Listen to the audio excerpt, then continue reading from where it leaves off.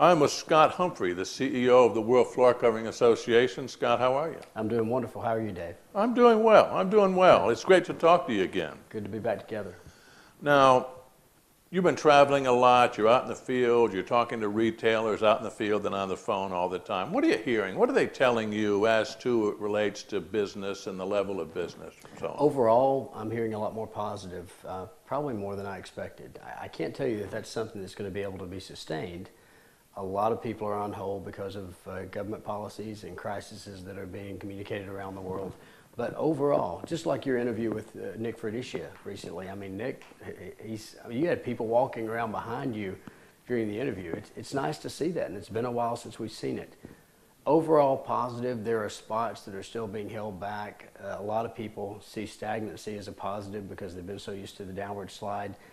I would say it's good. It would be a lot better if the government would get out of our way and really be small business focused. It seems like an interesting situation. This is something that Tom Jennings brought up, is that so many dealers are used to a certain level of business. Now that it's coming in faster and thicker, it's hard to deal with. You're not set up for it. It is. That's true. And I've said this many times, but Mr. Buffett always said more businesses fail in the uptick than the downturn, because they're not prepared for success, which means what you end up having is retailers working harder and longer and probably not making any more, but they're just excited for the business. Yeah. Well, it's good to see it on the upswing. It certainly has taken its good time to get there. Yeah, there's no doubt. In past conversations, we've talked about the fact that the floor covering industry associations are beginning to work together more and have really over the past year, less than the past year. I understand that there's a new association that's been formed to accommodate this, the FCLC. Talk about that. That's correct. And Dave, thank you for giving me a platform to talk about that. We began looking at this over a year ago. When I came on board, I began to talk to some of the key players in the industry about why they were not involved in what at that time we called the FCIIC, the Floor Covering Industry Issues Council. I noticed a lot of them were not there at the meeting, and when I asked them, they said, well, it became a meeting where we basically went to update people on what was going on in the industry, but we never really did anything. It was all about, how is it in your place? How is it in my place? Right. And they said, you know, we need to be action focused. And so I began to talk to some of these people about creating an association of associations, solely floor covering associations, solving their own problems, coming together on some common ground. And one of the first people I mentioned the thought to was Michael Martin at NWFA. And Michael's become a great friend and advocate, and we just thought this is something that needs to be done. I don't know if you remember several years ago, but Nashville had this horrendous flood. But in the media, you didn't hear a lot about it. And the reason you didn't is because Nashville fixed Nashville's problem. They didn't reach out to the government and say, where are you? Come in and help us with this. And I thought, you know, that's where I went to college. I thought, what a great example. Here we are in industry, and we talk about the same issues over and over. We have the same pain points. Why would I have Michael fixing it over in the NWFA and me fixing the WFCA when we could come together with a common solution, combine our efforts and our strategies, and do something that's good for the whole industry? So at the NWFA meeting in Nashville, we had the first kind of exploratory meeting of this. We had 12 different associations that came together and said, yeah, we're for this. We think this is great. We had our follow-up meeting just last week in Orlando, Florida at Rose and Shingle Creek, and we had 7. We had 4 that had to drop out at the last minute. So all total, we've got over 15 associations in the flooring industry that have said, yes, either they've been to a meeting or yes, we're in, we think this is a great deal.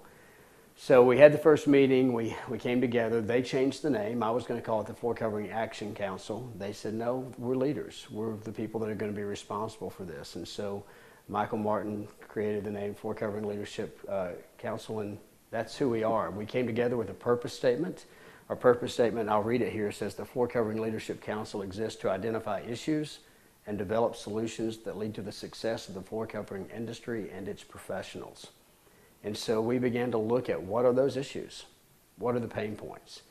We couldn't get into that much in Nashville because we only had a couple of hours. It was basically to say, do y'all want to move forward? Is this idea worth running with? And they said yes. So in the meeting in Orlando, we had a full day, and we laid out all the challenges.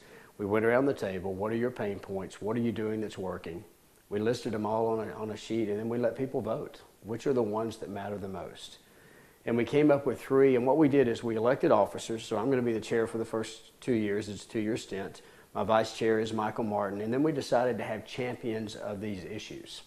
And those, in a sense, are really officers too. And so here are the 3 different issues that we decided to tackle, and they're champions. Jim Heeb of the Marble Institute is going to be the one who's focused on training and creating potentially an online university for the industry as a whole. Mm-hmm. We began to see that each of us is investing money in training when in reality we might not have to. What if we shared the resources we have? Yes, some of it maybe is proprietary. So maybe in those cases you protect it by password so only your people can get into it. But the common stuff about, what do people need to know in purchasing marble? What do people need to know when purchasing cork? All of those things could be out there for the whole industry as a whole to go into at an entry-level university. And so it would be higher quality as a result. Yes, and we would have some standards in place that would say, here's what has to be included in that online training. It needs to be, presented by a person, not just type over. And so it would give us an opportunity to do something that's needed in this industry and to find out that we're not duplicating effort. We're not spending money. Give us an opportunity to spend it somewhere else where there's a need. It's a great idea. The second issue, which was very closely tied to the first, was installation and really bringing in the next generation of installers. We talked about things like trade schools and how do we get in those trade schools, and NWFA is already doing some of that. How do we expand that reach? How do we reach veterans groups?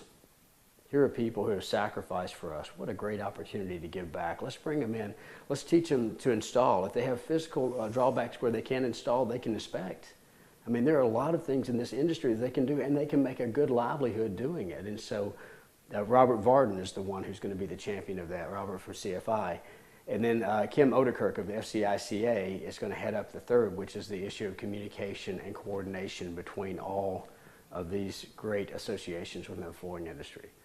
So really excited. We think there's so much more that we can do together than we can individually. We're planning on meeting again in conjunction with Surfaces East, having a half-day meeting there to talk about our progress on these 3 issues. Everybody's out kind of fact-finding right now, and we'll bring that information together and determine what our next steps are. Great idea. You said there are 15 associations? 15 different associations that have expressed, yes, we're in. Either they've been to a meeting or they've said, can't be there yet, but we're all about this. I didn't know there were 15 associations. Yeah, there's actually about 22. Are there really? Yeah. Are there associations that have opted out of this? We haven't gotten any communication from anyone that said no. Now, there are some that we've been asked to include people, and we said, are they solely floor covering associations? Because we don't want people that dabble in floor covering because they've got another focus, they've got another interest. We want people that their livelihood is based on the success of this industry. And that's the people that have become our core. So what do you see, I don't know if this is even a good question, but long term, it seemed like there'd be some real potential for this. I mean, you really grabbed on some very important issues here right on the front end. I suppose there's no end to this. Well, there's not, and there's obviously some low-hanging fruit, and those 3 things I just gave you are low-hanging fruit. I mean, the first thing we did is we came back on LinkedIn and set up a Floor Covering Leadership Council site so that people can communicate with each other. What if an association has an issue that we've already solved? Why should they spend legal money to try to solve that again when we can share advice with them and they can make their decision based on that advice? Yeah. And so it's funny that an industry that's as mature as our industry remains so siloed. But this is a way of tearing down the walls. And I can tell you the level of excitement in that room was amazing. People are ready to get something done. So we want you to hold us accountable. We've called ourselves the Floor Covering Leadership Council, and we expect to do things. And if you see us not doing things, then we expect people to come in and say, wait, what about training? What about installation? What about communication? Are you doing the things you said you would do?